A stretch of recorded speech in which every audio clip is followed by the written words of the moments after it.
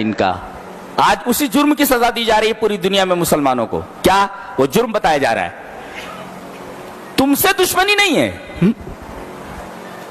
تم سے دشمنی نہیں ہے، دشمنی کی ایک دوسری وجہ ہے. کیا؟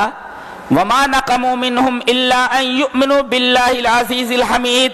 یہ تم سے جو انتقام لیا جا رہا ہے، تمہیں جو طرح طرح کی تکلیفیں دی جا رہی ہیں، مسئلہ تمہارا نہیں ہے، تمہاری ذات کا مسئلہ دوسرا ہے. مسئلہ یہ ہے کہ تم اللہ پر ایمان لے آئے ہو، اس وجہ سے تمہیں تکلیف پہنچائی جا رہی ہے. مسئلہ یہ نہیں ہے.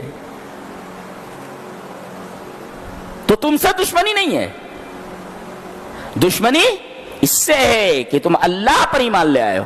وَمَا نَقَمُوا مِنْهُمْ إِلَّا أَن يُؤْمِنُوا بِاللَّهِ الْعَزِيزِ الْحَمِيدِ. اللہ پر ایمان لے آئے ہو، اس وجہ سے یہ انتقام لے رہے ہیں. تو دوسرے جو کچھ